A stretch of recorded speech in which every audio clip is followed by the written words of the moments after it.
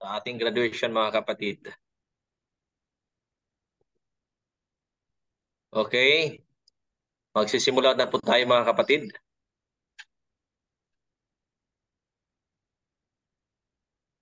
Klaro po ba ako sa inyo dyan? Hindi ba putol-putol ang signal?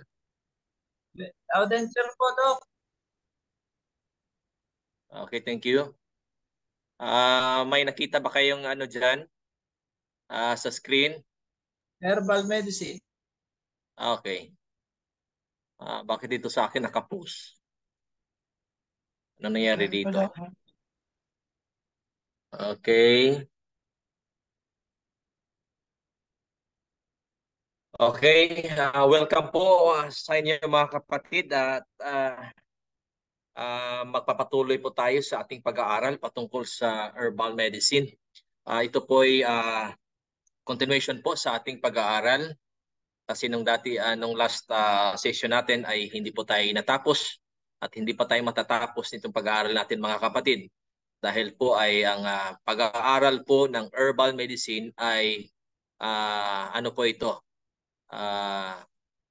Patuloy po ito mga kapatid dahil ito po ang focus natin at magiging ito yung magiging livelihood natin at the same time makakatulong ito sa ating bawat ministry. So once again, welcome and good evening. At kung kayo na po ang tapos nitong ating pag-aaral mga kapatid sa Master of Phytoscience, leading to Doctor of Phytoscience, ay automatic po kayo mga kapatid, magpa-membro po kayo sa organization ng mga naturopathic practitioner dito sa Pilipinas. No, sa LIMS pa lang mga kapatid, sa School of Lifestyle Medicine ay kami pa dalawa ni Doc Blasi Tulaig ang naka-accredit nito mga kapatid. Luzon, Visayas, Mindanao ito at pinili kong magpa-accredit dito mga kapatid para po lalawak po ang network natin. At magiging kung may mga connection tayo, so mas mapadali po kung ano man ang ating mga kapatid. So ngayon balik po tayo. So welcome sa ating introduction to herbal medicine. Okay.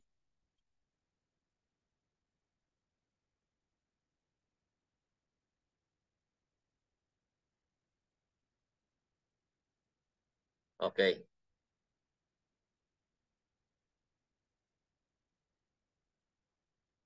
So may katanungan ako sa inyo mga kapatid, konting ano lang po, survey. Kumusta po ang inyong pagpapatuloy na pag-aaral dito sa subject na ito? May mga natutunan po ba kayo mga kapatid? Para klaro lang po sa atin lahat, para hindi lang tayo sasakay sa isang bus na wala tayong kaalam-alam kung anong nangyari sa loob ng bus. Kailangan nating alamin kung anong mga pangyayari at ano yung nakukuha yung mga kaalaman dito kung meron man kayong nakukuhang kaalaman mga kapatid. Meron po ba? Kailangan dalawa. Any volunteer? Dalawa lang. May natutunan po ba kayo dito sa ating subject na ito, Introduction to Herbal Medicine? Simula noong tayo nag-uumpisa sa ating pag-aaral mga kapatid. Siguro mga ilang session na po ba kaya ito? Mga nasa sobra 10 na sigurong session tayo meron? No? Or sobra ano na siguro tayo? So meron po ba kayong mga kapatid? Sino po bang makapagbigay diyan ng ano ninyo? Kung may natutunan kayo sa ating pag-aaral dahil siguro parang kung wala kayong natutunan, siguro parang nagiging useless yung ano natin, yung talakayin natin. So, konting survey lang po tayo. Okay, sino yung nagsasalita? Go ahead.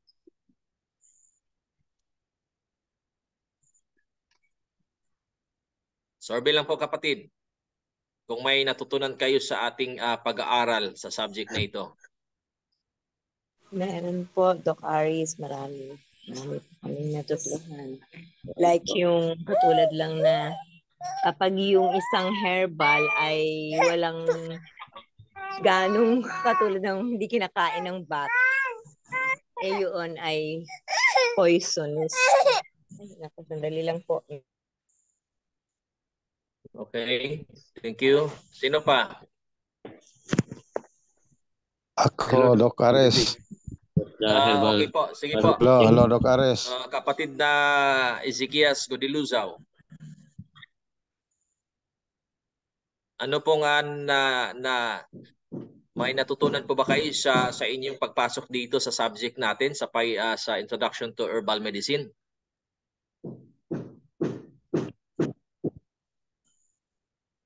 Mayroon po. Mayroon po. Si Doc John. Hello, Doc, meron. Okay. Yung sunting-sunting, ano ba yun? Very effective para sa mga itchiness. At saka yung turmeric. Okay. Delikado pala yan sa mga buntis. Okay. At so maraming salamat sa atin mga kapatid. Maraming pong salamat sa inyong mga kasagutan. Nagsusurvey lang po ako dahil kailangang malaman ko kung ano nang status ng mga estudyante natin.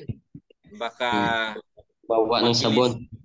Mabilis yung pagtatalakay natin at yung mga estudyante natin ay naiiwan na pala. So ngayon, pagpatuloy po natin, nung nakaraan ay nasa na po tayo. Alkaloid containing plant families. Ito yung dito na tayo sa Fabaceae. So ano yung Fabaceae or Leguminase? Leguminosae, commonly known as the legume, pea or bean family. Ito yung lahat ng mga halaman, mga kapatid, na may mga buto-buto. So lahat ng mga halaman na may mga buto-buto, mga kapatid, sako po sila dito sa plant family na ito na tinatawag na Fabaceae. Noon po yan ay tinatawag na Leguminosae. Pero ngayon, base po sa mga botanist at mga nag-aaral sa mga halaman, ang modern na katawagan na nila sa Leguminosae is Fabaceae. No? Are the large and agriculturally important family of following flowering plants. It includes trees, shrubs, and perennial or annual herbaceous plants, which are easily recognized by their fruit, legume, and their compound stimulate leaves. So yun po mga kapatid, ang plant family na ito ay may mga may mga paki-mute po yung sana na open mic. Okay, maraming salamat. So may may kahoy, may mga maliliit na mga halaman, at iba't iba pang mga halaman, mga kapatid, na namumunga, mga kapatid. At ito ay napabilang sa plant family na ito na tinatawag na Fabaceae. The family is widely distributed and is the third largest land plant family in number of species, behind only the Orchidaceae and Asteraceae, with about 765 genera, and nearly 20,000 known species.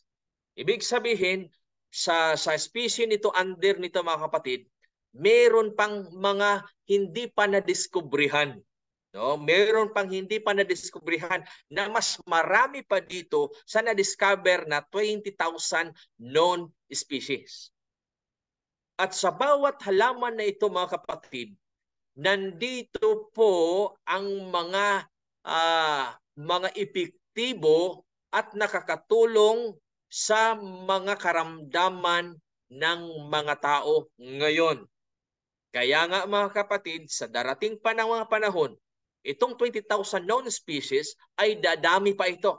Dahil sa kasalukuyan, mga kapatid, ang mga scientist, ang mga iba't ibang tao na nasa larangang ito, mga kapatid, ay nagpo-promote, nag-aaral at lalong nabuksan ang mga isipan ng mga tao na gagamit ng mga halaman.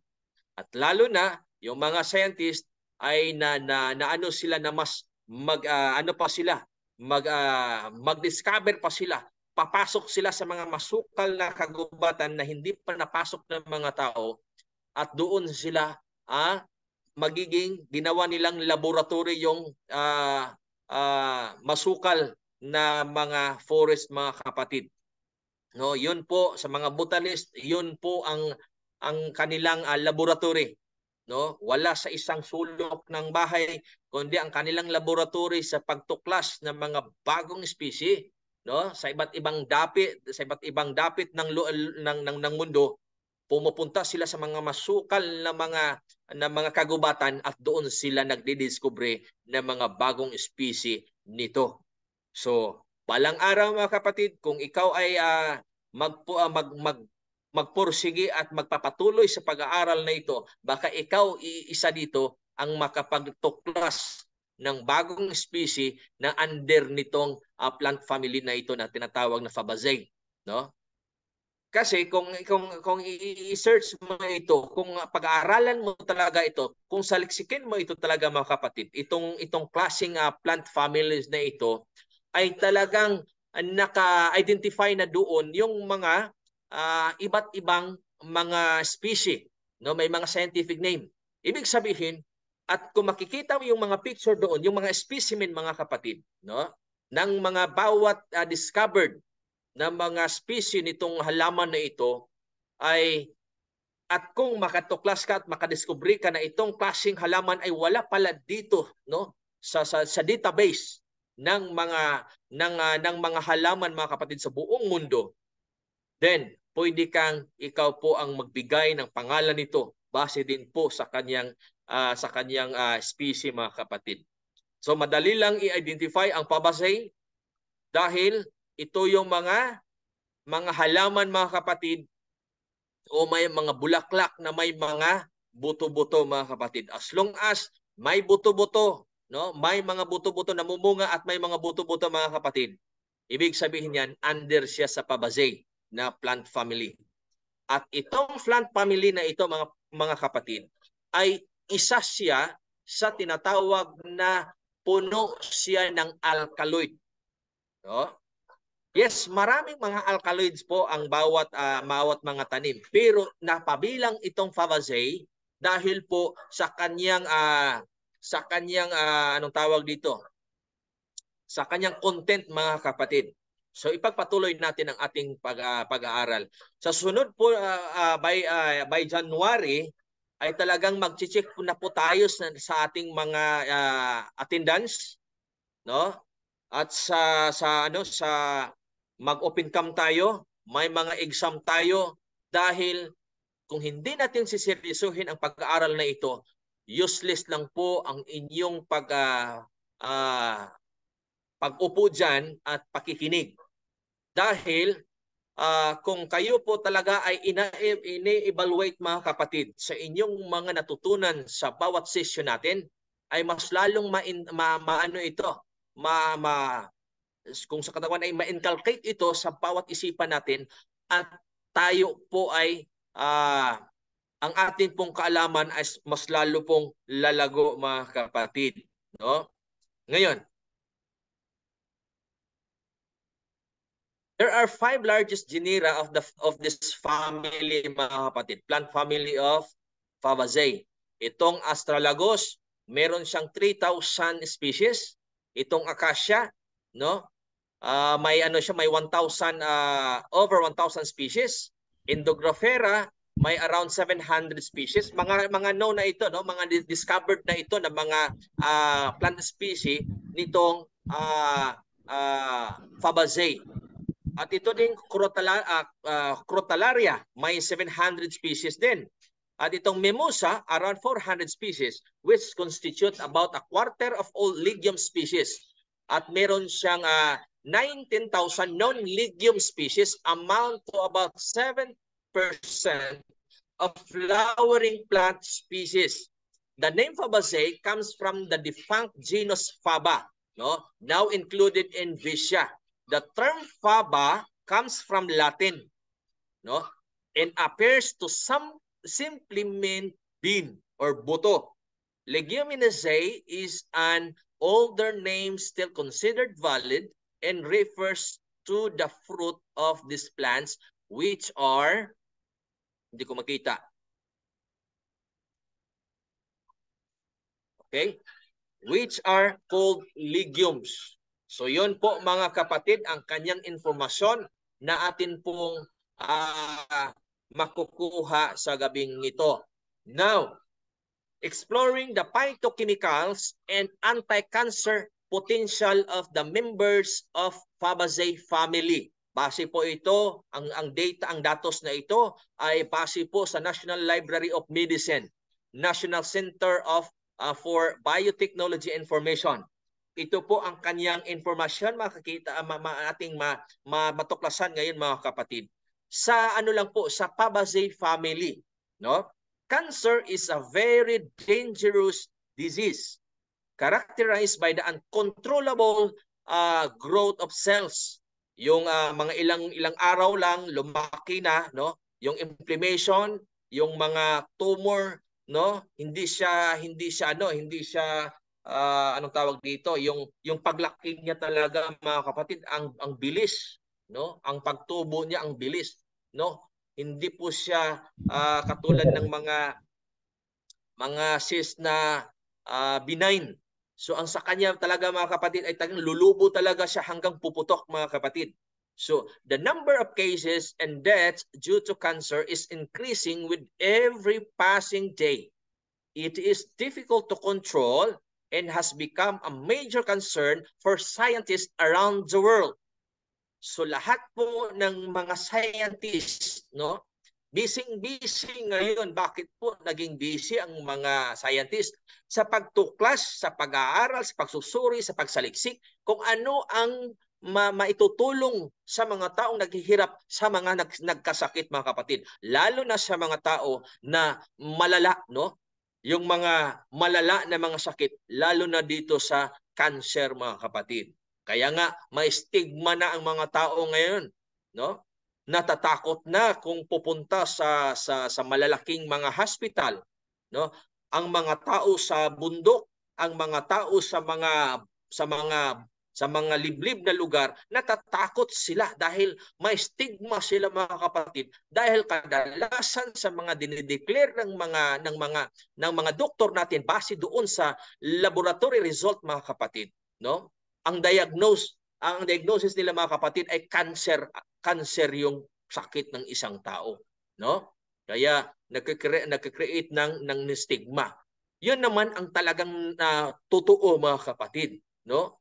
So ngayon, main stages, initiation, promotion, and progression occur in the formation of the cancer cells. Irregular rates of dietary imbalance, hormonal imbalance, chronic infections, inflammation, and smoking are the major causes of cancer.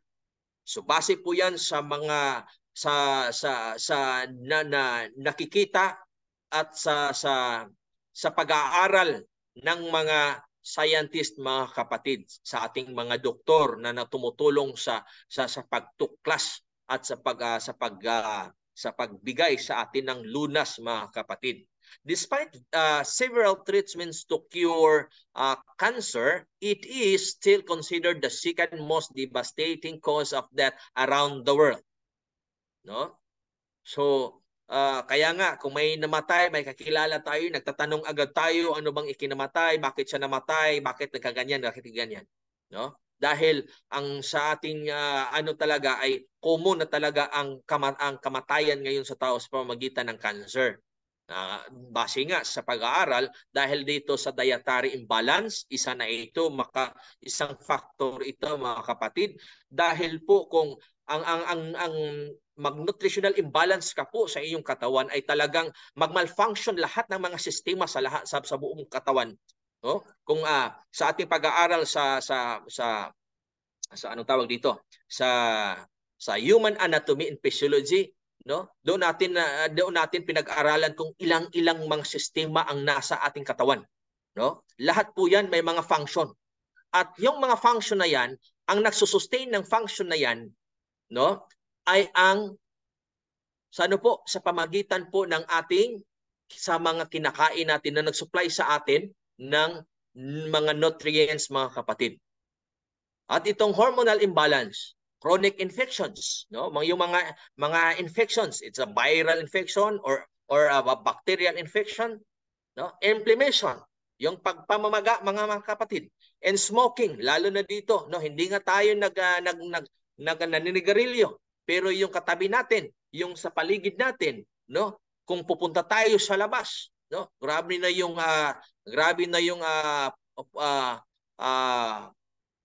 sa ano natin ngayon sa hangin, mga kapatid, no?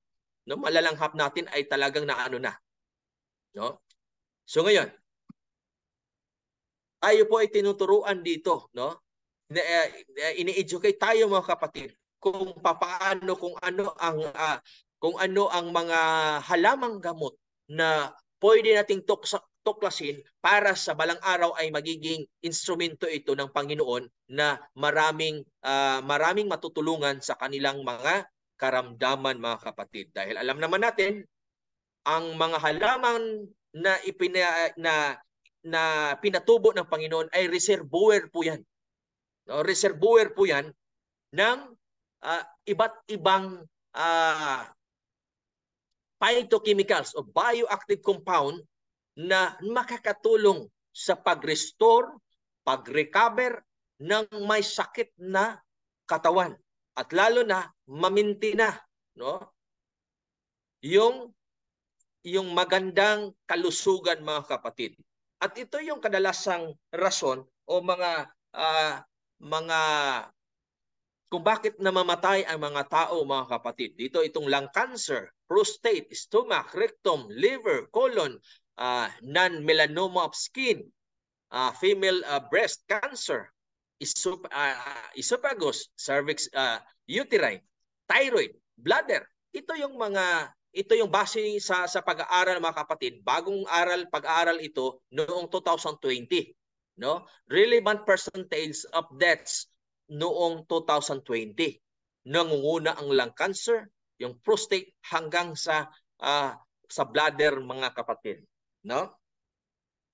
Ngayon, imploring the phytochemicals and anti-cancer potential of the members of Fabaceae family.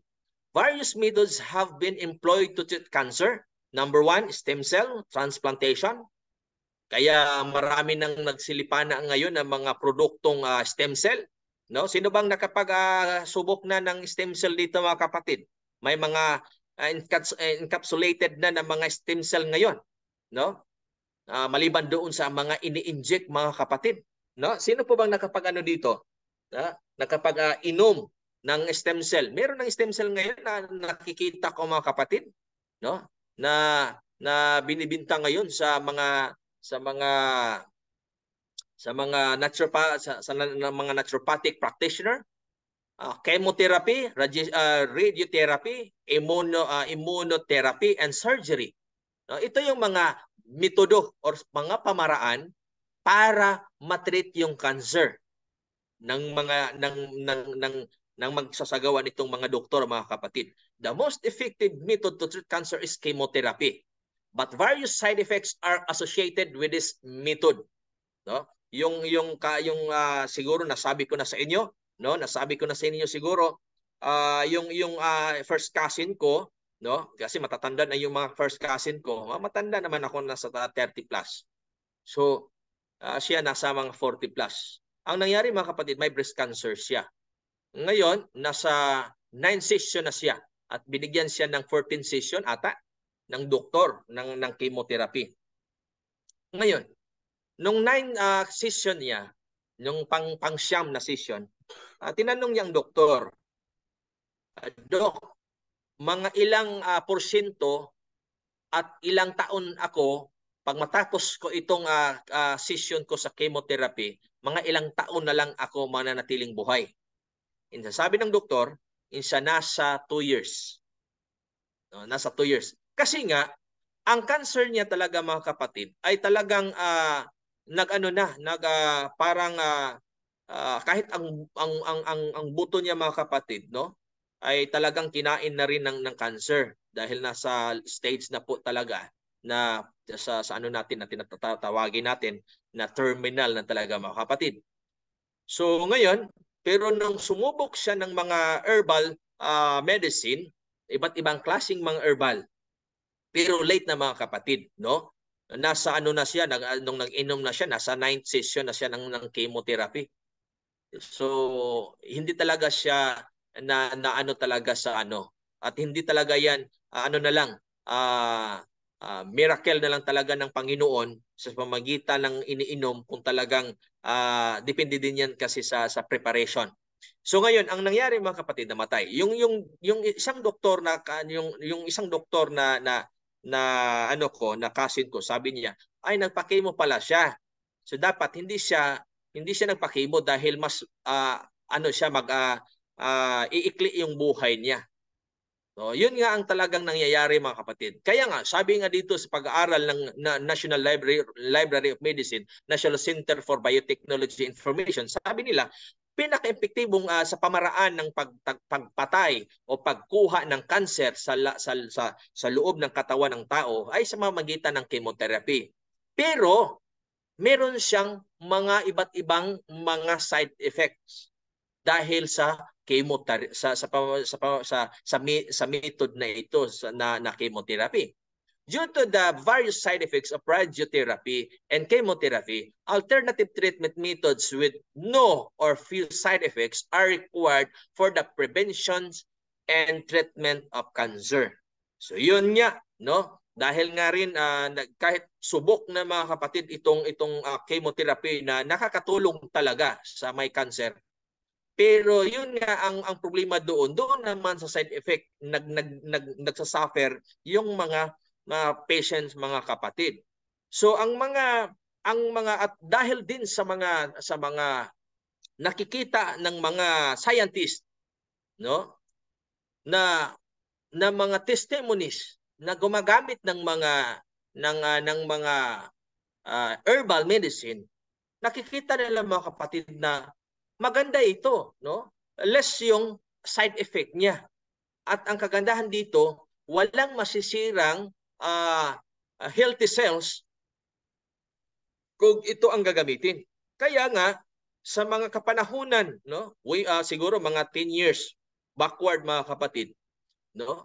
Or 20 years backward, talagang ang mga kapitalista, ang mga malalaking mga pharmaceuticals ay meron silang division na para mag-focus at magsaliksik ng bagong medisina na plant derived. Kaya nga mas marami pa tayong matutunan dito kung ano-ano yung mga ginagamit nilang mga sangkap o mga herbal medicine na ina-isolate yung phytochemical, thousands ng mga phytochemicals sa isang halaman mga kapatid. Nag-isolate lang sila ng isa, no? Kumuha lang sila ng isa para magdisenyo, para mag-formulate, para gagawa ng ganitong klaseng gamot para sa ganitong klaseng sakit mga kapatid. So, kung susuriin lahat mga kapatid, no? Lahat ng mga phytochemicals kung ano ang mga functions nito, talagang nakakaano talaga mga kapatid, no? Amazing talaga, no? Yung binigay, pinatubo ng Panginoon na mga halamang gamot na para sa ating kalusugan. Ngayon, recently, researchers around the globe have focused their efforts to discovering novel drugs from natural sources. No, ang focus nila mga kapatid ay talagang doon na sila sa mga natural na na mga halamang gamot, mga kapatid. Doon na sila nakafocus, no? Such as plants with authentic medicinal importance. Kaya naggawa sila ng pag-aaral, no? Pagsaliksik, no? At mga observation sa bawat community, no? At sa bawat bansa, kung ano yung mga kadalasang ginagamit na mga medicinal plants para sa ganitong klaseng sakit. So may pag-aaral sila doon, mga kapatid, mga feasibility study, may ginagawa silang pagsusuri, pag-interview, pag ganun, ang lahat ng mga pag-aaral, mga kapatid. At doon sila nagtitrace. Yun ang kanilang starting point, mga kapatid, para umpisahan yung paggawa ng ganitong klaseng gamot sa pamamagitan nitong klaseng halamang gamot, mga kapatid, na common na ginagamit ng mga tao. No? Ngayon, many plants and their phytochemicals have the potential to control the spread of cancer.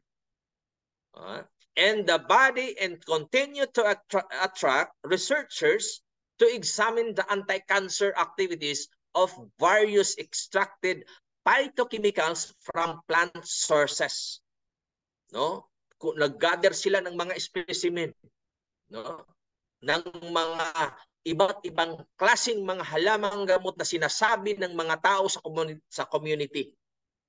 At doon, dinala nila doon sa laboratory, mga kapatid, at doon sinaliksik nila at tinitingnan nila ang mga phytochemicals, ang mga macro at ang mga microchemicals na nandoon nakapaloob sa bawat specimen na kinukuha nila. At doon nila natuklasan na itong klaseng phytochemical na nasa nito naka-espesyal lamang nakapaloob lamang nitong klaseng halamang gamot ay epektibo pala sa ganitong klaseng sakit, lalo na sa cancer. No? Kaya sa aking palagay lamang, mga kapatid, 5 years from now or 10 years from now, no, nasa siguro mga 50% to 60% na mga injectable medicine ng mga cancer patients ay mga plant-based, mga kapatid. Dahil sa ganyang mga taon, no, natapos na nila ang yung clinical trial nila, mga kapatid. Phase 1, Phase 2, Phase 3, Phase 4. No?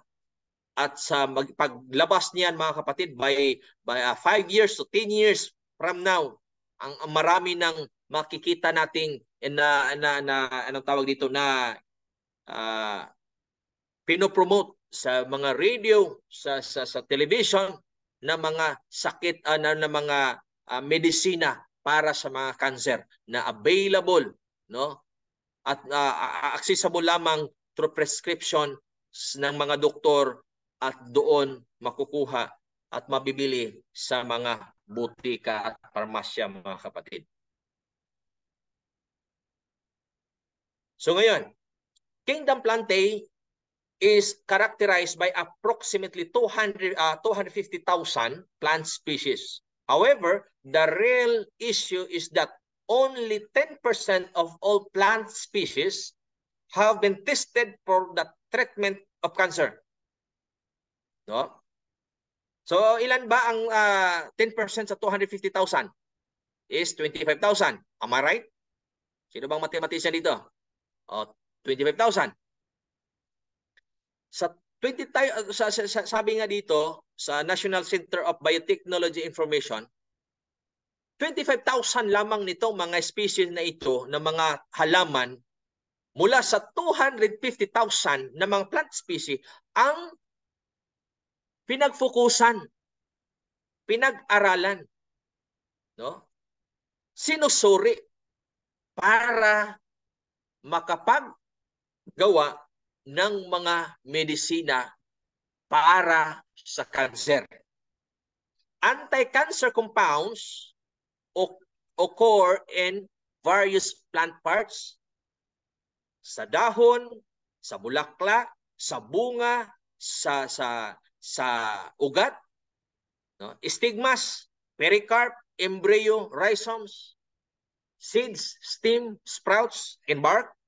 And these phytochemicals are famous for their role in pharmacology. Yun nga ang mga kapatid. Merong mga phytochemical na matatagpuan lamang sa halamang gamot na dito lang ang reservoir lang niya, ang kanya lang ugat. Pero kung dito ka na sa aerial part, no, dito ka na malapit dito na sa mga bulaklak, iba na naman ang phytochemical ang nandoon. No? Kaya nga mga kapatid, merong mga sakit na tradisyonal nating ginagamit ng mga halamang gamot na ang ginagamit natin sa ganitong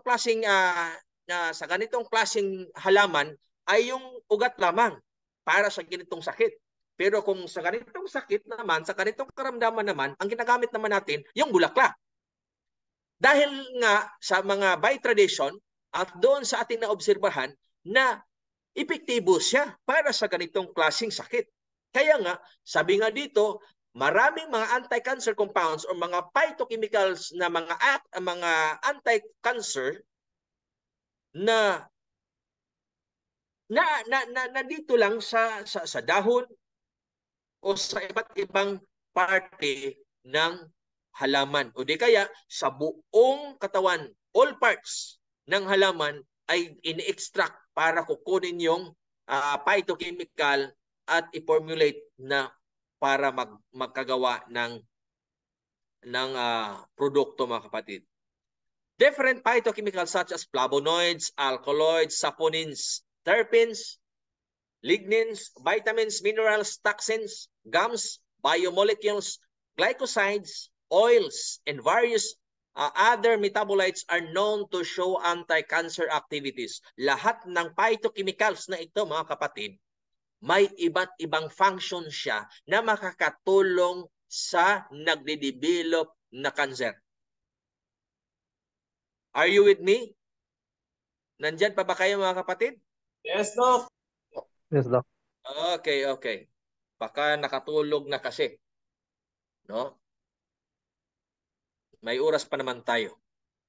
These compounds play a vital role in cancer prevention by activating enzymes and proteins, regulating cellular, and signaling events in growth.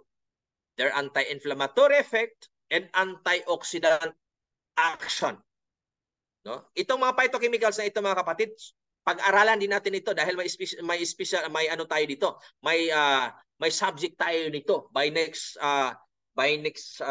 semester na phytochemicals and pharmacognosy. No?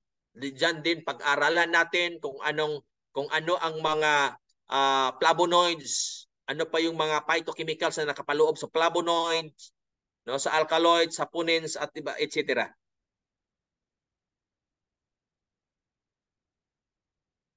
Exciting po bang pag-aaral natin, mga kapatid? Yes, po.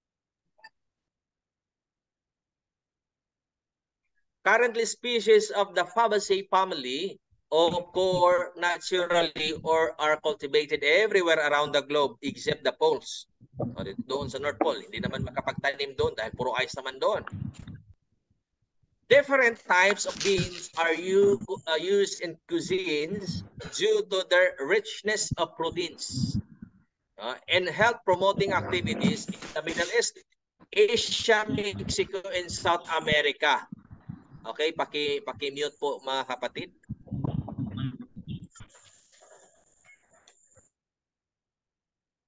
Paki-mute po, mga kapatid. Okay, thank you. Clear po ba ang ating pagtatalakay, mga kapatid? Klaro po ba? Yes po. Okay, kung may mga katanungan kayo, pwede kayong mag-interrupt, mga kapatid. Phytochemicals of this family have industrial and Yan, pharmacological importance. Maulaw ako. Okay? This family is a big source of phytochemicals. Itong Fabaceae, mga kapatid. No? Namely, flavonoids, lectins, saponins, alkaloids, carotenoids. Itong carotenoids,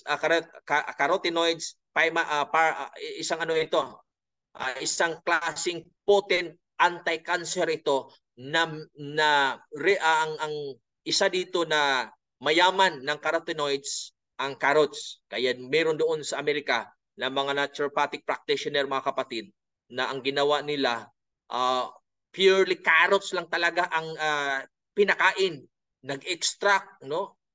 Lahat ng mga extract, no? Nag-extract sila, 'yon ang pinapainom nila doon sa kanilang pasyente, mga kapatid. At ang dami ding mga ano na talagang nung nagpa-check na sila doon nagpa-lab test na sila, mga kapatid, at doon nakikita ay talagang humihina na yung pag-develop, at the same time nag-subside na yung pagmamaga at nawala na talaga ang cancer. Meron ding hindi naagapan at talagang namatay. No? And phenolic acids, which have an anti-cancer property, and the use of these phytochemicals is increasing over time. Kaya nga ang ganda talaga ng curriculum talaga natin, mga kapatid, no? Dahil talagang ang ating pag-aaral talaga, mga kapatid, ay talagang maano talaga, no? Yung parang pinakaugat talaga ang pinag-umpisahan natin ng ating pag-aaral. Hindi lang ito seminar na uupo ka lang dyan na ilang oras at matulog ka na at bukas wala na yung naririnig mo. No? Nung nag-ano ako doon sa anong tawag dito, yung kapisanan ng mga naturopathic practitioner sa Pilipinas, no, nakita niyo man siguro, mga kapatid, yung pinopost namin at pinopost ko doon kahapon na acknowledge nila ako kahapon na bilang member doon sa kapisanan ng mga naturopathic practitioner dito sa Pilipinas. Ay nakita ko doon sa kanilang program ay talagang by subject yung ano nila, no? By subject. At wala ako nakitang subject na katulad nito, mga kapatid, no? Ang doon lang ay mga basic lang talaga, at ikaw na lang pagkatapos mo na mag-aral mo sa basic at ikaw na ang mag-ano doon. Ikaw na ang anong tawag dito? Ikaw na ang sariling sikap para intindihin at alamin kung ano pang dapat mong alamin. Pero dito, mga kapatid, ay talagang nakikita ko talaga na mas lamang tayo, mga kapatid, sa ating pinag-aralan. At sana ay bigyan ninyo ito ng mga kapatid, bigyan niyo ito ng focus, lalo na din sa subject ni Doc June De La Torre, na talagang nakakatulong talaga sa ating public ministry, no? At dito, specialize kasi tayo dito sa ating subject na ito ay ang bawat talaga, kung saan pa ang bawat hibla, no, ay pag-aaralan natin dito sa Master of Phytoscience. Kaya nga, mga kapatid, para maano natin, i-comply natin yung sa practicum natin sa Pauline Missiology, yung 5 sets or 5 platinum para sa next year, magiging talaga bona fide student talaga kayo sa pag-aaral natin sa Master of Phytoscience leading to Doctor of Phytoscience. Dahil pagkatapos nyo dito, mga kapatid, no, ang ano ko talaga ay advanced talaga kayo, mga kapatid, no? Advanced talaga kayo. Ngayon, saan na ba tayo? However, the phytochemicals of this family have not been explored massively for their effect of cancer cell growth. Therefore, more research is needed in the future to explore the potential of phytochemicals of the Fabaceae family. Diba? Sabi nga kanina sa ating pag-aaral na 250,000 na plant species dito sa 10% lamang noon ang pinag-aralan, no? Kaya nga, mga kapatid, mas lalong tayo nakisama tayo sa trend nito mga kapatid, no? Na alamin, no? Saliksikin, pag-aralan ang mga halaman, makakatulong talaga tayo sa komunidad. Makakatulong tayo sa komunidad sa pamamagitan ng sa pamamagitan ng lecture, pagbibigay ng kaalaman, public awareness, no? At doon sa public awareness na yon, sa mga lectures natin, sa mga public seminars natin, sa radio ministry natin, na isinama natin itong pag-aaral na ito, natulungan natin ang komunidad na mabuksan ang kanilang mga isipan na mas lalo pang gagamit at alamin kung anong mga halamang gamot na nasa paligid lamang. Therefore, more research is needed in the future to explore the potential of phytochemicals of the Fabaceae. Kaya nga maraming mga dietitian, mga kapatid, na talagang mayroon na palang bagong tuklas na ganitong klaseng phytochemical, no? Kasi ang pag-aaral kasi, mga kapatid, no, talagang lalago pa yan. Mas marami pang mga phytochemicals na mga pangalan na madiskubrihan pa sa mga susunod pa na mga panahon.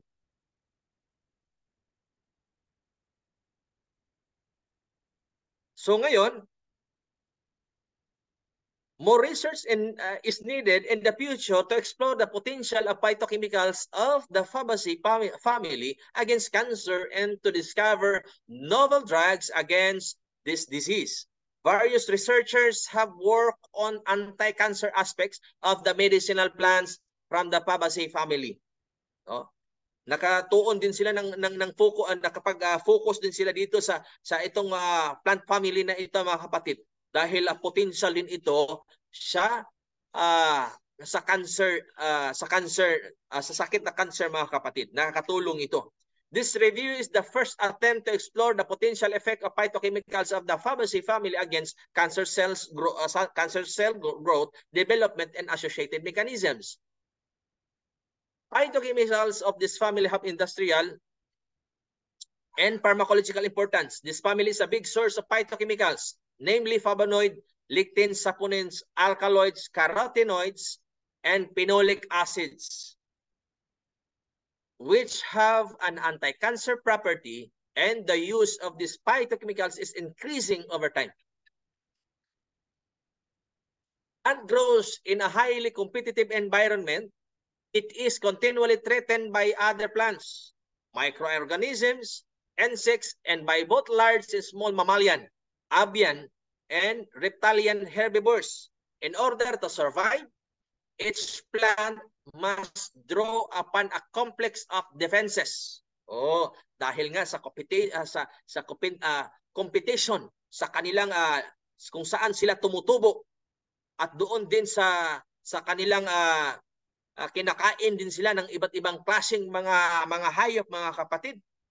Kaya sa pamamagitan ng kanilang sarili, nag-release sila ng ibang klaseng tinatawag na phytochemicals, na yun po ang kanilang complex of defenses, which may be physical, such as spines, tumutubo yung kanilang mga tinik, or leathery leaves, or chemical such as toxins.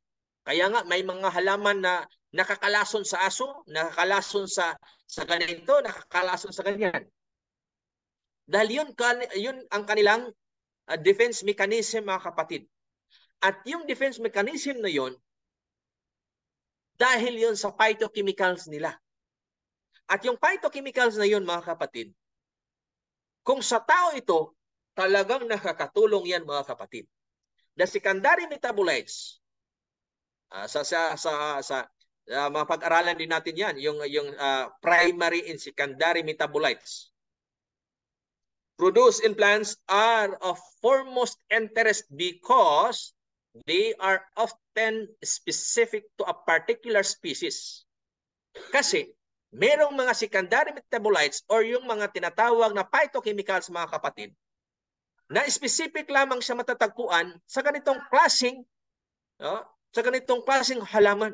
At dito lamang matatagpuan sa ganitong katulad ng ng ginseng, no?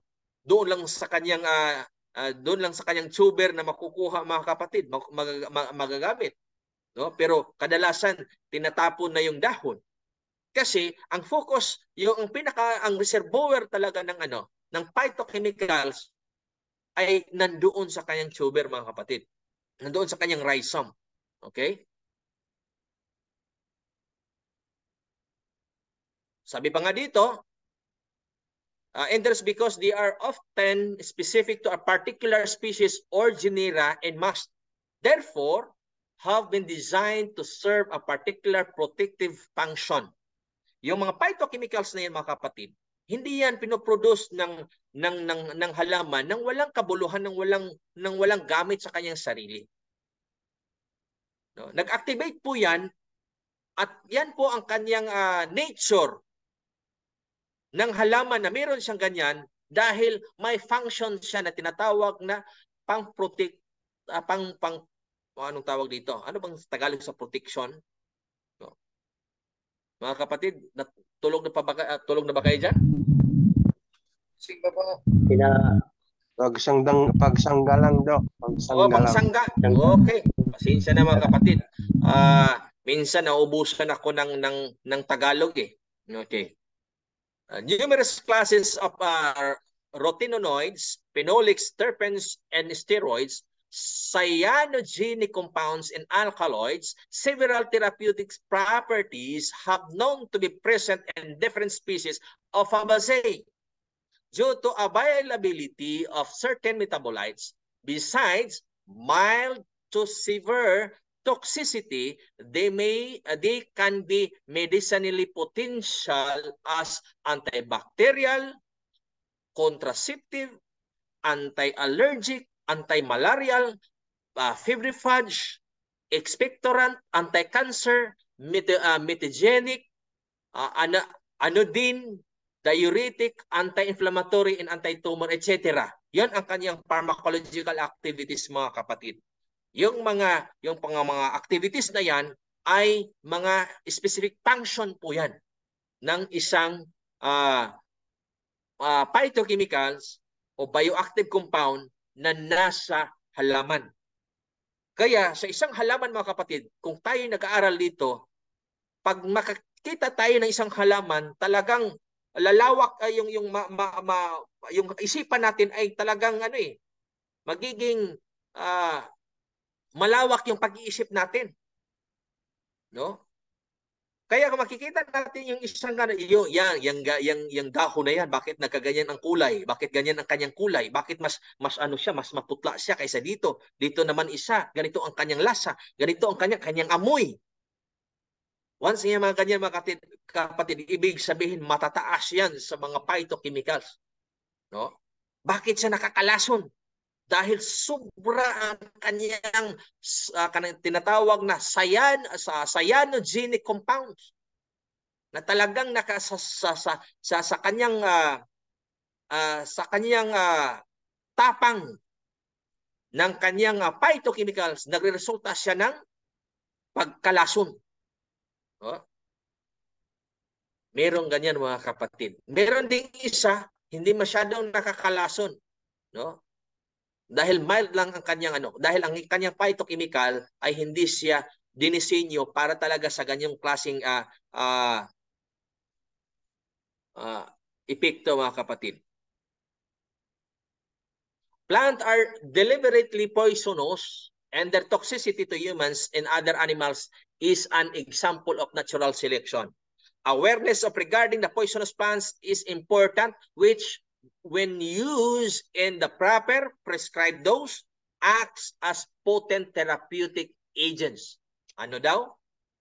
Awareness regarding the poisonous plants is important, which when we use in the proper prescribed dose, acts as potent therapeutic agents. Kailangan talaga mga kapatid, pag nakikita mo at na ano mo ang isang halaman ay talagang nakakalason, wag mo talaga yang gawing parang ano na lang, no? Na ipainom mo sa mga buntis, pinainom mo sa mga bata na below sa ganitong klaseng edad, na ang katawan ay hindi makaano sa ganong klaseng phytochemical, at sa pag-prepare mo hindi mo na neutralize yung kanyang phytochemicals na nakakalason, no? Yung kanyang toxin mga kapatid. So yun, talagang mag-ano yan. Commercial crops for human food uses must therefore have optimal concentration of biologically active natural products, low enough to be non-toxic to the consumer at least when eaten in reasonable quantities, but sufficiently great to repel or limit pest. Thus, the study concludes that toxic medicinal plants have some medicinal values. Sabi nga, no, sa pag-aaral ng Plants Journal, sabi nila na sa kanilang pagsusuri, sa kanilang pag-aaral, yung kadalasang yung mga nakakalason na mga halaman, no, meron daw itong mga medicinal values. Certain precautions about those plants are enough to use these plants for medicinal purpose. So kailangan pag-aralan mo talaga 'yan, no? Pag-aralan mo talaga 'yan, ang dosage, no?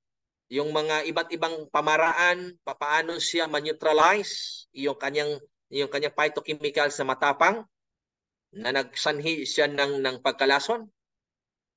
So 'yun mga kapatid, no? Nandiyan pa ba kayo? Yes po. Meron ba po? Okay. Nasundan niyo po ba ang ating pagtalakayan ngayon mga kapatid? Yes, sir. Okay, dito tayo ngayon sa general properties of toxic plants of Fabaceae. No? Yung Fabaceae family, base sa pag-aaral, no, ang daming species. Pero itong selected lamang itong mga species na ito na may mga mild to ano tawag dito? From mild to severe mga kapatid. Okay. 'Di ba nakita nyo ito? Itong Ambrose picatarius. Isang climbing herb ito. Ang ginagamit nito mga kapatid is yung kaniyang seed, leaf, fruit, root. Ibig sabihin, buong katawan ng halaman ay nagagamit. At ang medicinal properties naman niya, matapang siya at nakakalason. Pero kung marunong ka mag-neutralize sa kanyang sa kanyang phytochemicals na matapang, meron siyang nakakatulong siya mga kapatid, at meron siyang pharmacological activity na antibacterial, contraceptive, anti-allergic, anti-malarial, febrifage, expectorant. Di ba common ito mga kapatid? Itong klaseng ano? Nakita nyo ba ito? Ito? Yung mga bago bang yung mga bagong pinanganak, nilagyan ng pursiras, ito yung tinatawag na rosary P. Nakita niyo po ba ito mga kapatid? Hello? Po, Doc. Mata-mata. Di pa po. Di pa. Sino na nakakita nito? Nakita na ako niyan eh. Sino to nagsasalita? Yes, meron. Ako po. Okay. Pati na Moses Pardo. Di ba ito yung ginagamit ng mga ginawang pursiras ng mga bata para paalis daw ng mga masasamang espiritu at ng mga sakit? Yes, para pang protection sa mga masamang espiritu.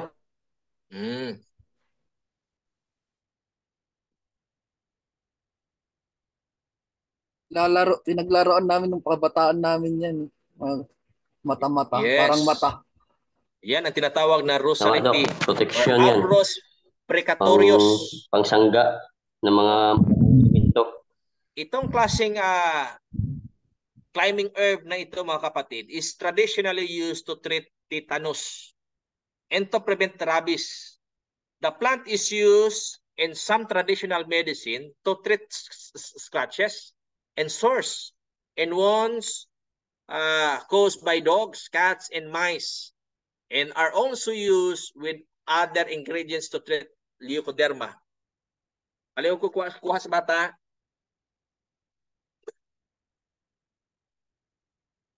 Okay. So ngayon, mga kapatid, hindi ito pag-advise sa inyo ha, na kung makagat kayo ng aso, ito na ang gagawin ninyong pang anti-rabies.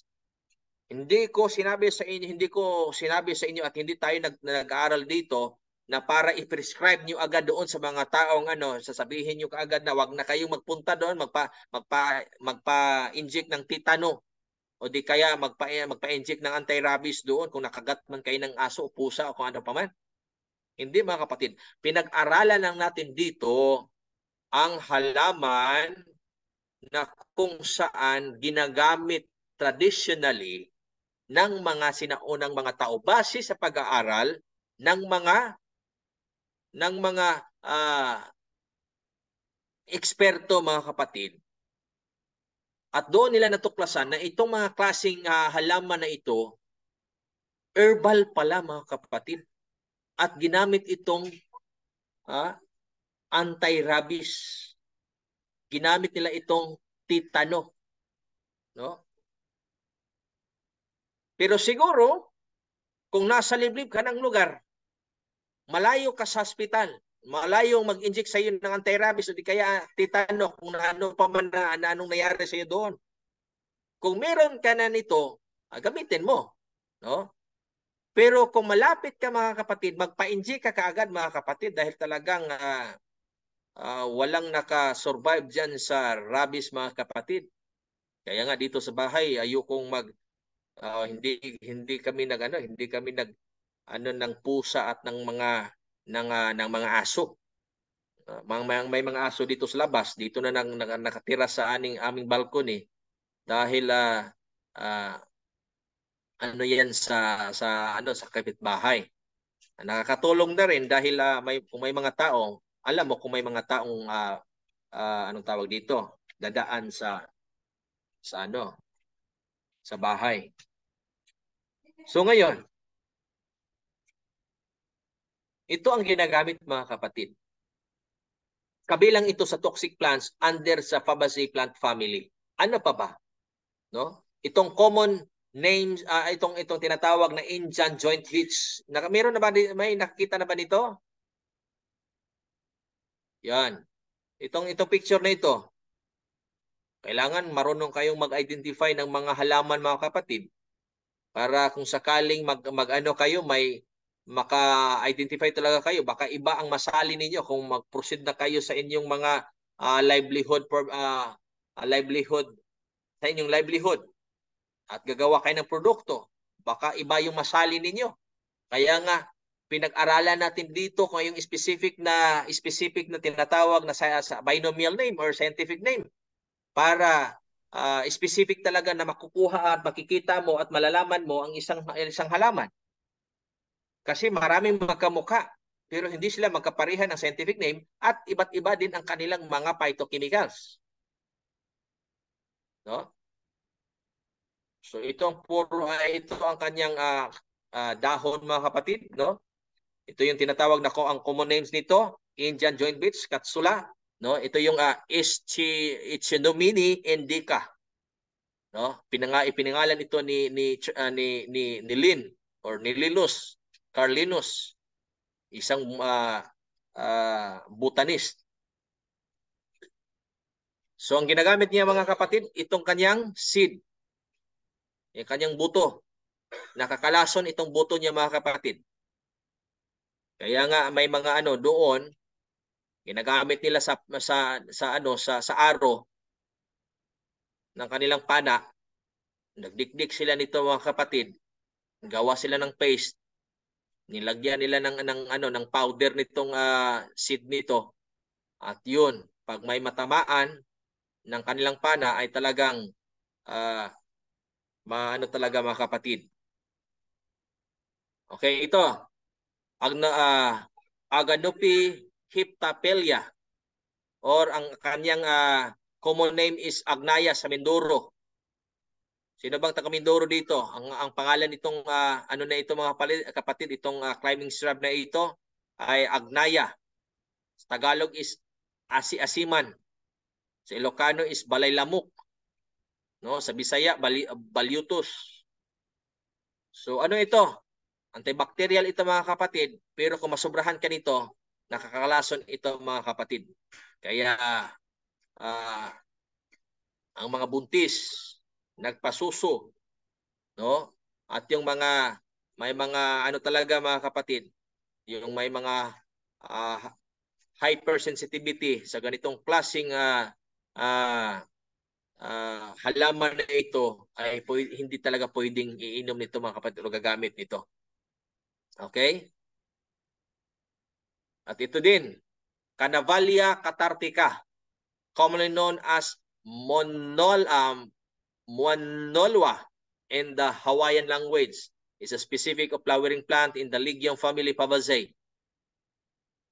So ano ito, ang ginagamit nila nito is yung fruit at ang kanyang seed. Nakakaano din ito, stimulant ito, no? Parang ano ito, parang tabako ito, stimulant, no? Kung masobrahan ka ay talagang para kang nalalasing, no? Sign of intoxication mga kapatid. Ito, Navalia ensiformis. So, ganun din mga kapatid, no? Anti-cancer siya, metagenic, ano din, toxic, diuretic, anti-inflammatory, anti-tumor. Ang kanyang ginagamit yung mature bean, yung pod, yung kanyang dahon, yung kanyang kanyang buto mga kapatid. No? Sabi nga dito noong 2009 may isang report from Taiwan demonstrated potent therapeutic effect of CON-A against experimental hepatoma liver cancer. No, kasi itong jackbean na ito, yung common name niya is jackbean, is a legume which is used for animal fodder and human nutrition. Taas kasi din ito sa amino acids. Especially in Brazil, where it is called feijão de porco or pig bean. Bakit tinatawag nila itong pig bean? Dahil doon sa Brazil ay yung mga native doon, ito yung ginagamit nila sa pagpakain ng kanilang mga baboy para tataba, no? Para talaga magiging healthy mga kapatid, no? Ang kanilang mga babuyan. It is also the source of concanavalin A. Yung concanavalin A or CON-A or CONA, maano po 'yan, no? May therapeutic effect po 'yan sa tinatawag na liver cancer. At ito din, itong sword bean. Nakakita na ba kayo nito? Parang espada na ano? Mga kapatid? Sino na ba nakakita nito? Itong sword Yes bean. po daw. Kung meron kayo niyan mga kapatid, maganda yan. No? Isa yung tinatawag na woody climber. Ang kanyang ginagamit, ang kanyang buto, ang kanyang dahon, o di kaya ang kanyang ugat. May pagka-toxic ito, anti-cancer, pero anti-cancer, anti-inflammatory, analgesic, antiseptic. No? In Korea, it is used in the treatment of vomiting, abdominal dropsy, kidney-related lumbago, asthma, obesity, stomachache, dysentery, coughs, headache, intercostal neuralgia, epilepsy, schizophrenia, inflammatory diseases and swellings, yung mga pagmamaga. So, yun ang ginagamit nila doon sa traditional na paggamit doon sa Korea, mga kapatid. Pero sa pag-aaral, base doon sa kanilang nakikita na may pagka-toxic ito at sa kanyang mga phytochemicals ay may anti-cancer effect at meron ding anti-inflammatory, analgesic, and antiseptic. Itong Canavalia gladiata, from the word gladiator. Okay. Gladiator, so alam naman ang gladiator ay may espada, kaya tinatawag sa na sword beam. Kasi itong na ito ay parang espada, ang hahaba. Okay? Dito tayo sa iba pang mga plant identification. Itong Canavalia maritima. Yung pangatlong word dyan, mga kapatid, pangalan po yan, no? Pangalan po yan pag-acknowledge sa botanist na nagbigay ng scientific name nito. At itong pangalan, dalawang pangalan, yung Canavalia maritama, ito yung tinatawag na binomial name or scientific name. Abbreviation po yan, yung daw sa apelyido ng botanist. So, climber po yan. Itong klaseng na ito, halaman na ito is isang climber. O ibig sabihin, no? Kung makano ito, gagabang ito at talagang parang cover crop ito, mga kapatid. No? Ginagamit itong kanyang dahon, kanyang ugat, kanyang buto, mga buto-buto, o di kaya ang buong parte ng itong pataning dagat or bay bean. So, aphrodisiac siya, mga kapatid. Kung sino yung nawala ng anong tawag dito? Parang hindi na masyado active sa private life. So, ito magagamit din ito, mga kapatid. Pero hindi ako nag-ano sa inyo na gagamitin niyo ito dahil kailangan yung suriin mismo muna kung gagamit kayo ng mga aphrodisiac, kung may problema ba kayo sa puso, may high blood ba kayo, no? Kasi magti-trigger po yan. Kaya maraming namatay na gumagamit po ng mga aphrodisiac dahil ang inyong pressure nito ng dugo ay tataas. Yan talaga ang kanyang iepekto pag makainom ka ng aphrodisiac, no? Bibilis ang inyong tibok na iyong puso, no? May palpitation na mga mangyayari, no? Biglang tataas yung pressure na iyong dugo. Kung may problema ka sa puso, mga kapatid, problema yan. So wag talagang kung itong mga aphrodisiac na ito ay iwas-iwasan yung mga kapatid. Meron din ito siyang anti-rheumatic, tonic din ito at mild toxic ito. So kaya sa pag-process nito ay dinadaan talaga ito sa anong tawag dito?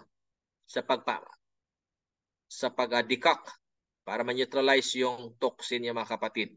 Other properties considered aphrodisiac, studies suggest antibacterial, dopamine receptor inhibitory, cytotoxic, anti-biofilm, anti-plasmodial, antiviral, smooth muscle relaxant, CNS depressant properties. So marami siyang properties, mga kapatid. Pero kailangan nyo munang, kung meron kayo available ito sa inyo, huwag nyo munang agad gamitin. No? Mag-ano muna kayo, magsuri muna kayo, mga kapatid. Okay? So ito pang mga ibang hindi ko na isa-isahin. No, marami ito dito. Meron din dito, mga kapatid, Canavalia beruza. Isang lang ito, isang genus lang ito sila, mga kapatid. Ginagamit ang kanyang root, seed at kanyang dahon, toxic, antihelmintic, diuretic. At itong Castanospermum australe, isang isang kahoy ito. Ginagamit ang kanyang dahon, ang kanyang seed, ang kanyang pod. Toxic siya, anti-HIV, hyperglycemic, kung mataas yung sugar mo sa dugo, no? Nakakatulong ito, anti-cancer din ito, astringent, analgesic. No, itong Crotalaria alata, isang medicinal herb, ang kanyang ginagamit is whole plant o di kaya ang kanyang ugat, antidote, tonic, toxic. So may pagka-mild toxic ito mga kapatid. Crotalaria incana, magkapareho sila, herb, ang whole plant, root, toxic at astringent siya, base din sa pag-aaral. Crotalaria pallida, no, itong isang herb din, no? Kanyang buto, dahon, whole plant, mutagenic and carcinogenic, toxic, anti-tumor, vermifuge. Itong mga pharmacological activities na ito mga kapatid ay atin itong mapag-aralan doon sa pharmacognosy. Minsan atin itong tinatalakay mga kapatid. Crotalaria, no, quinquefolia. Matanong ko nga, sino bang first timer dito na nakapasok sa ating pag-aaral ngayon?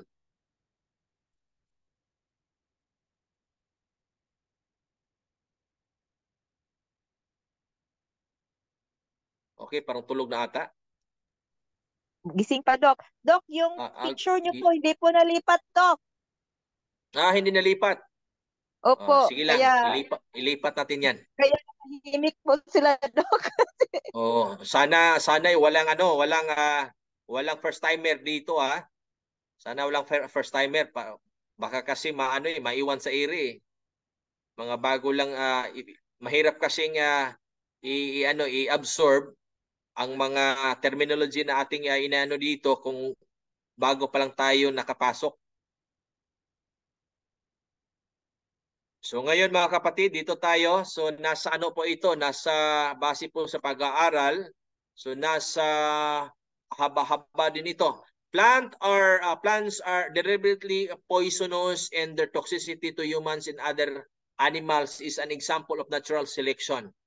No, kaya nga awareness regarding the poisonous plants is important, which when used in the proper prescribed dose acts as potent therapeutic agents. Commercial crops for human food usage must therefore have optimal concentration of biologically active natural products, low enough to be non-toxic to the consumer, at least when eaten in reasonable quantities, but sufficiently great to repel or limit pests. Thus, the study concludes that toxic medicinal plants have some medicinal values. Certain precautions about those plants are enough to use these plants for medicinal purpose. So kaya nga pag merong available data mga kapatid sa isang halaman at nakalagay doon is toxic, so kailangan maingat ka kapatid. Huwag mong isali doon sa ibang mga raw materials. Baka kasi mahaluan ng kanyang potent toxin or phytochemical doon sa iba mong raw material ay makakalason na mas makakalason yung nagagawa mo mga kapatid. Okay. So nasa ano po yan sila? Nasa 45 po yan. No? Mga 5 minutes na lang po mga kapatid.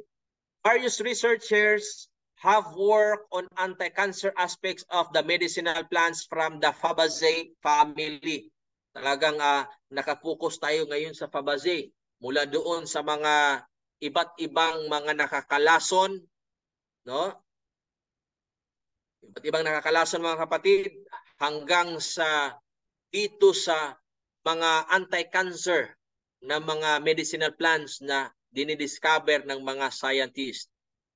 Ngayon, exploring the phytochemicals and anti-cancer potential of the members of Fabaceae family, ito yung chemical structure ng iba't ibang phytochemical na makukuha at makikita lamang sa Fabergé. Okay. Nasa 12 po ito. No? Itong nakikita niyo ito, itong may mga number ito 1, 2, 3, 4. Ito yung base po dito yung number 1, ito yung gallic acid. Yan po ang chemical structure, no, ng phytochemical na gallic acid na makukuha dito sa mga Fabergé na plant family. At itong quercetin, no, meron din itong quercetin. Atin din yung pag-aaralan mga kapatid kung ano mga function yan, no, ng mga phytochemicals. So isa na dito, pangalawa na makukuhang phytochemical sa lahat ng iba't ibang mga species ng under ng Fabergé plant family, itong quercetin. Pangatlo, itong butrin, itong isoramnitin 3-rhamnoside, itong isoramnitin, itong catechin, rutin, castanorpermin, itong dirubon, itong genestin, itong isoliquiritigenin and tricin. Yan po ang iba't ibang pangalan ng mga phytochemicals na nadiskubrihan sa mga species under ng Fabergé plant family. Do mahirap man siyang ibigkas mga kapatid dahil bago ito, no? Pero itong quercetin matagal na ito mga kapatid, no? So itong mga iba't ibang mga na ito mga kapatid, ito yung kadalasan na makikita at makukuha. Ibig sabihin, ang mga species ng Fabergé plant family ay reservoir po sila nitong 12 phytochemicals na ito. No? Siguro magbibigay tayo ng exam. Isa na dito ang question, no? Ano-ano ang mga 12 phytochemicals na makukuha sa Fabergé plant family. Okay. At ano-ano mga function. Ngayon, ito yung ginawa ng mga scientist mga kapatid. Itong data na ito ay ipinalabas ito ng NIH or National Library of Medicine, National Center for Biotechnology Information. Base po sa kanilang pag-aaral, in vitro or in vivo, ito gumamit sila ng chickpea, isang klaseng legume plant. Sa pamamagitan ng vivo, ano itong vivo? No? Vivo method. Ito yung means research done on a living organism. Ibig sabihin, gumamit sila ng daga, tapos pinapakain nila ng ganito, ganyan, itong chickpea. No? So, ang nangyari mga kapatid, ang ganda. At meron din silang ginamit na pamaraan ng pagtingin, pagsuri ng chickpea kung anti-cancer din po ba siya. So, gumamit din sila ng pamaraan ng in vitro, ibig sabihin, research done in a laboratory dish or test tube. Both types of studies are used by medical researchers developing drugs or studying diseases. At ito namang apoptosis is the process of programmed cell death or cytotoxic. Ngayon, so dito sa vivo study, ito, nakikita niyo itong daga dito, may sakit. Pero nung pinapakain nila mga kapatid, nagiging healthy. Nakikita niyo bang cursor mga kapatid? Hello? Yes po. Okay. So nung una, ang daga mga kapatid ay talagang nangisay-ngisay. Parang malapit nang mamatay dahil sa kanyang sakit. At nung pinapakain nila ng chickpea, mga kapatid, no? May mga pamaraan sila kung papaano nila, kung ano yung dosage ng ibinigay nilang chickpea, mga kapatid. Ang resulta, nagiging healthy. Kung sa Bisaya pa, nilagsik, no? ang daga.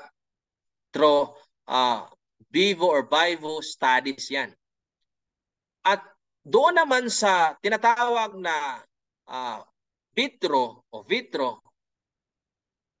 nag-extract sila ng chickpea. Plant extract ito. Tapos ito yung DES. Tapos nilagay nila ang cancer cell line or cancer cells dito. Tapos pinagsama nila. Ito yung forma pa ng dati ng cancer. May pagkabuo-buo pa. Anong na-infuse na ang plant extract, mga kapatid. Mga ilang oras ang nangyari, may pangyayaring apoptosis. Ibig sabihin nalulusaw. No? Kung nalulusaw, ibig sabihin, manifestation po yan na nagiging na-deactivate ang cancer, mga kapatid, ang mga cancer cells. Natutunaw siya, mga kapatid. Ibig sabihin, namamatay siya. So, dyan pa lang makikita, mga kapatid. Isang, ano na po yan, na may potensyal talaga ang Fabaceae, itong species na ito, na chickpea, na under ng Fabaceae plant family, na nakakatulong talaga siya para sa mga may cancer. So, ibig sabihin, may pag-aaral pa, no? Patungkol dito na para talaga pagkatapos nitong mga observation na ito ay makapag-output sila ng potent na anti-cancer drugs, mga kapatid. Okay? So ang Fabaceae phytochemicals in cancer prevention, dito, ito, potential ito, mga kapatid. No? Maraming klaseng halaman under nitong pamilyang halaman na ito, mga kapatid, itong Fabaceae. Ang kanyang function at maitulong sa mga taong may sakit, lalo na sa may ovarian cancer, may liver cancer, may intestinal cancer, nasopharyngeal carcinoma, melanoma, prostate cancer, cervical cancer, bladder cancer, testicular cancer, lung cancer, brain cancer, oral epidermal carcinoma, breast cancer, colon cancer. Yan ang kaniyang magagandang maitulong sa mga pasyente nito, mga kapatid. Base din yan sa pag-aaral, no, nito. Kaya nakapokus ang mga scientists ngayon, ang mga kapitalista ng mga na mag-develop sila ng isang gamot na para sa cancer, sa ganitong mga klaseng mga cancer, mga kapatid, mula dito sa mga species ng Fabaceae family. Reported activity of phytochemicals of family Fabaceae against various types of cancer. Yun na nga, mga kapatid. Ayun. Isa na dito, itong gum arabic tree or Acacia nilotica. So kung nangunguna, mga kapatid, madali mo lang ma-identify base sa mga identified na mga species ng tanim. Kung nangunguna sa binomial o scientific name ang acacia, ibig sabihin acacia, under yan siya sa genus na acacia. Nakikita niyo po ba mga kapatid? Madali mo lang ma-identify or malalaman kung anong genus itong halaman na ito kung ang nangungunang binomial name or scientific name, yun ang nanguna, ibig sabihin yun ang unang anong tawag dito? Yun ang kanyang genus mga kapatid. At yung pangalawa, it's either sa kanyang characteristic o di kaya sa kanyang phytochemical. Minsan ang mga scientist ibinase na lang din nila ang pagbigay ng pangalan ng phytochemical na diskubrihan nila sa isang tanim base doon sa kanyang scientific name na yung pangalawang pangalan niya, yung dito nagsisimula minsan sa pangalawang pangalan. Kaya minsan may mga mababasa kang niloticoids. Dahil dyan sa nilotica na pangalan ng kanyang species. So ngayon, ang Acacia nilotica or genus ng Acacia, ito yung forma niya. Ito. No? Sino ba nakakita nito mga kapatid? Baka meron kayo dyan. Iwan ko lang kung anong pangalan kasi sa Pilipinas hindi ko na kinuha yung mga common name dito sa Pilipinas. Ang dami kasi iba't ibang lugar, iba't ibang common name din. Habang sa English lang ay magkaisa lang or dalawa, tatlo lang sila. Kasi iba't ibang tribo dito sa Pilipinas, iba't iba din ang pangalan na binigay nila. So ano bang meron? Nakakita na ba kayo nito mga kapatid? Hello? So, yes, Doc. Nakakita na kayo dyan, ma'am dyan? Sa Kalawin? Hindi po, Doc. Parang flower siya ng hibi-hibi, Doc, di ba? Pero yellow yung color niya. Pero yung characteristic ng dahon niya ay hindi talaga magkapareho. Okay? So, ang pinaka reservoir ng ito siya ang gallic acid. Kadalasang makikita ng mga scientist ay gallic acid. So, ang targeted cancer not specified. Bakit not specified? Ibig sabihin, wala pang nag-aaral dito na mga scientist na in-apply nila doon kung anong klaseng cancer cells ang pwedeng matulungan nito.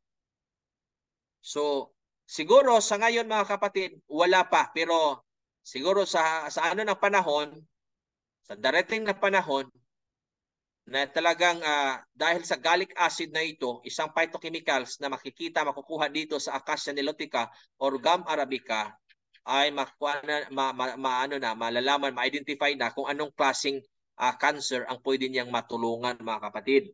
Katulad nitong Acacia hidaspica.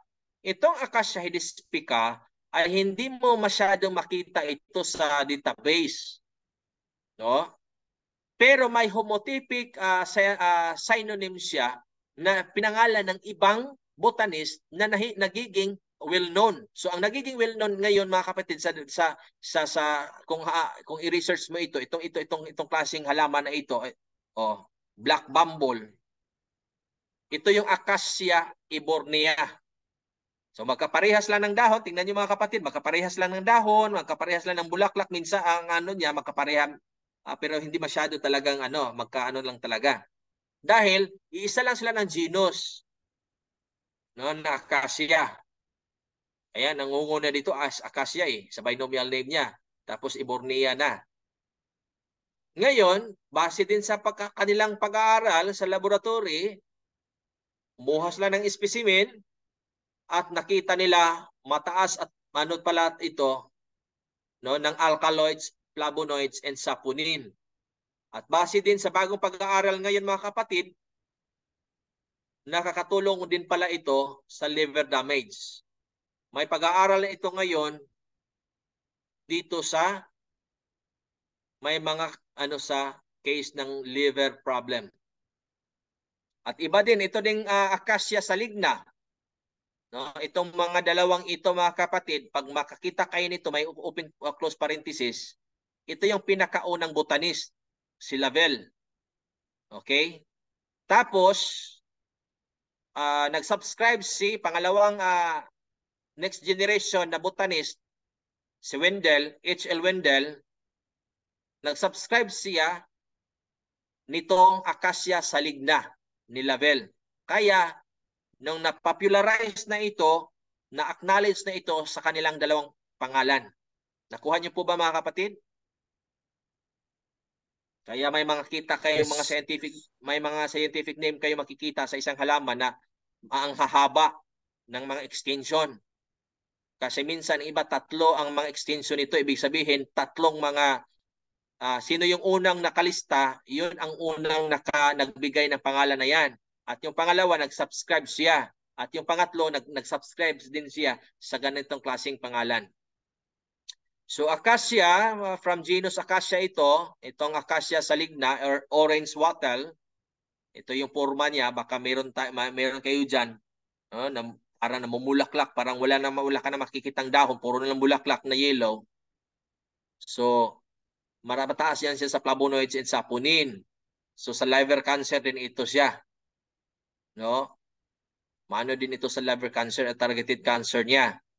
At ito ding Acacia sial ni Delisle, no, from genus Acacia, mataas siya sa tinatawag na lectin na phytochemical. So itong lectin phytochemical mga kapatid, no, nakakatulong siya sa may mga colon cancer at breast cancer. Base yan sa pag-aaral. Naiwan ko lang kung may lumabas na byproduct na nito talaga na nakapasa na sa ilang phase bago maibenta sa market ang isang chemotherapy drug. So, yun mga kapatid. Kaya nga sabi ko sa inyo, pagdating ng siguro mga 5 years at 10 years, matatapos na rin ang ibang mga pag-aaral, pag-formulate at nakapasa na sa iba't ibang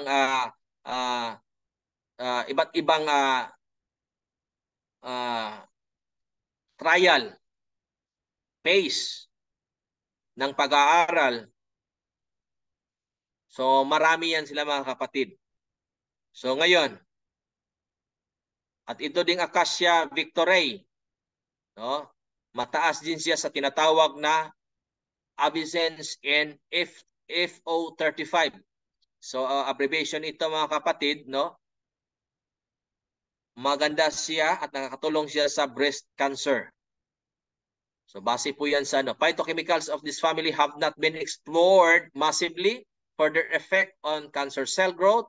Therefore, more research is needed in the future to explore the potential of phytochemicals of the Fabaceae family against cancer and to discover novel drug against this disease. So ito yung forma niya mga kapatid. Ito. Ito yung ano niya. Itong pinakalas, itong Gondablo. Yan po ang kanyang common name, Gondablo. No, itong Acacia naman, itong Acacia sial, ito yung tinatawag na Shita tree. Ito. No? Sana nasundan ninyo dyan mga kapatid, hindi pa kayo nakatulog. At dito muna na tayo mga kapatid at ipagpatuloy natin ito sa susunod na naman na session. Maraming salamat sa inyong mga oras na at sana kayo nakatulog na sana, pero hanggang ngayon ay nandito pa kayo. Maraming salamat. Iano ko lang sa inyo mga kapatid, hindi kayo nagsiseminar dito. Nag-aaral po kayo dito mga kapatid para po sa makakatulong po sa pamagitan ng inyong mga kaalaman na makukuha nyo dito sa ating pag-aaral. So, bigyan nyo sana ng value ito mga kapatid, itong pag-aaral ninyo. At sana darating din ang panahon na masabi ninyo nakakatulong talaga ang mga kaalaman na nakukuha ninyo dito, na pag-aralan ninyo dito sa Logos College of Missions and Biblical Studies International. At maraming salamat sa inyong lahat. God bless po sa ating lahat mga kapatid. Thank you, Doc. Thank you po.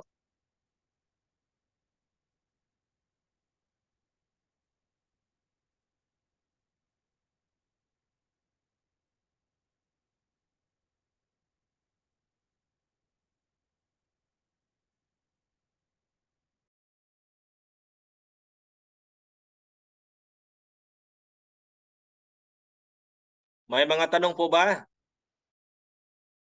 Kung wala ay sana'y mga kapatid, pagtuunan po natin ng pansin yung ating ating school, kung ano mang mga requirements natin, lalo na sa mga mag-graduate, no? Kita-kita tayo mga kapatid sa ano ng Panginoon, at kung ano man ang hindi pa na-comply, mag-comply na po kayo. Unti-untiin niyo lang mga kapatid hanggang matapos lahat. So para po hindi masayang yung ano natin mga kapatid, yung pag-aaral natin dito, no? Ano tayo dito mga kapatid, tatapusin natin kung ano mang nasimulan natin mga kapatid. Kung nag-aaral tayo dito ng phytoscience, then gagraduate tayo dito ng Doctor of Phytoscience. Amin po ba? Amen po, Doc. Okay. So maraming salamat mga kapatid. So sa mga hindi pa nakapag-comply ng inyong mga practicum sa Poli Missiology na 5 platinums, at congratulations po kay kina Chaplain, sino ba dito ha? Tatawagin ko dito. Ano natin ang na nag-comply unti-unti, si kapatid na Joseph Umandam. Maraming salamat. Si kapatid na nasaan pa ba dito? Tingnan ko muna mga kapatid ha.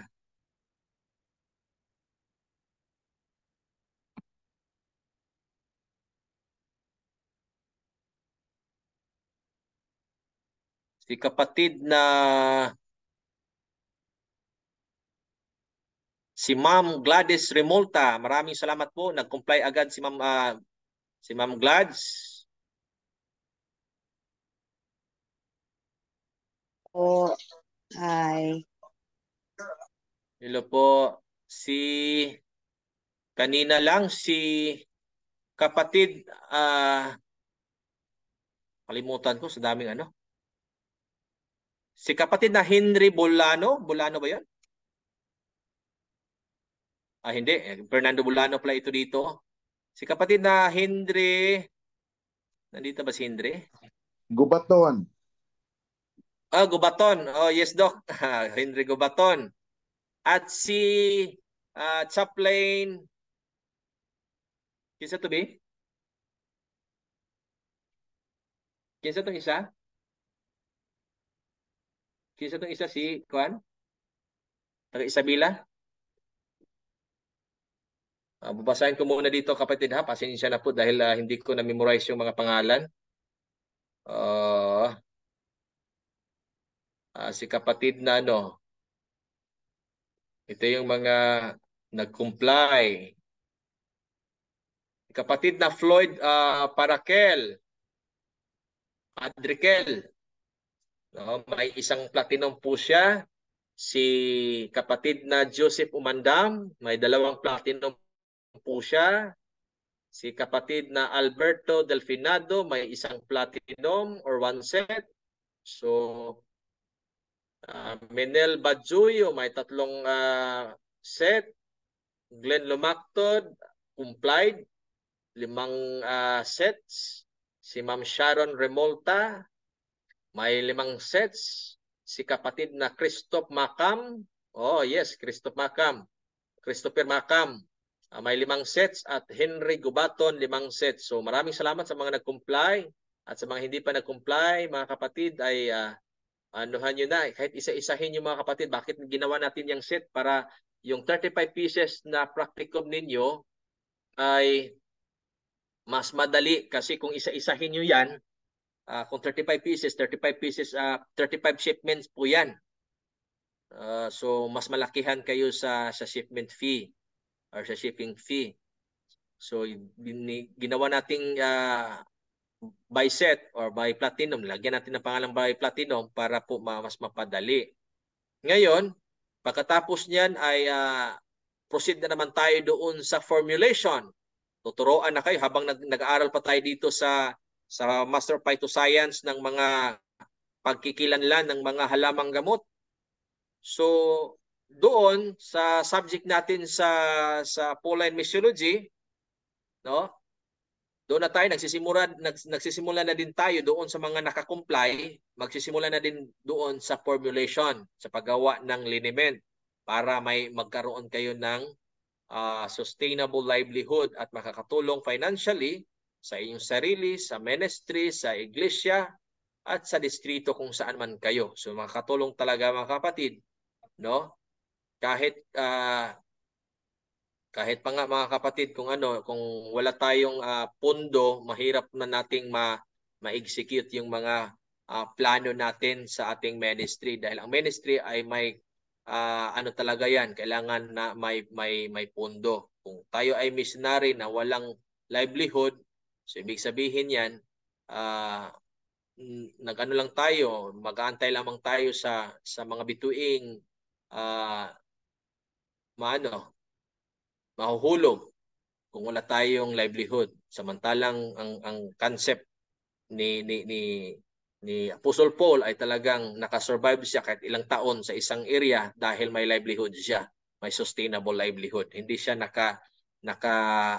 nakaantala. Hindi siya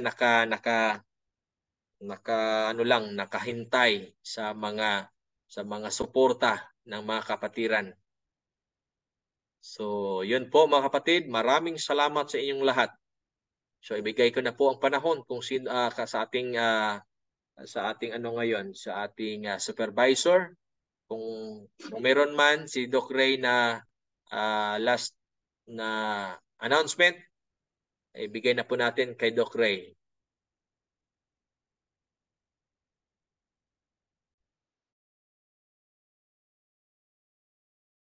Sana ay marami kayong may nakukuha kayong mga additional input mga kapatid sa ating pag-aaral sa mga halamang gamot. Next time by January mag-exam na po tayo mga kapatid para monitor natin kung saan na kayo, no? At malalaman natin kung anong status ninyo. Para alam namin kung ano pang magagawa para sa inyo mga kapatid.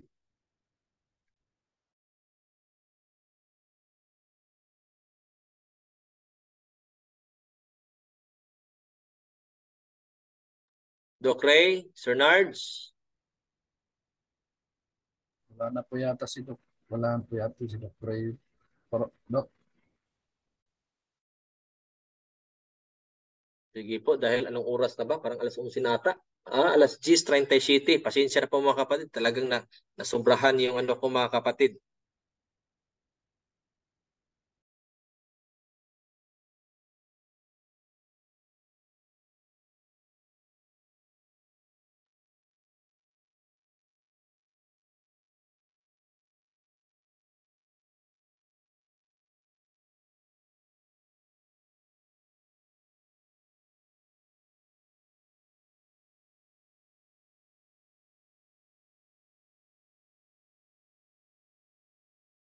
sino po ba ang supervisor? Parang sino ba 'yon? Please i-end na lang po ang natin ang Zoom natin. At naka-record naman siguro ito.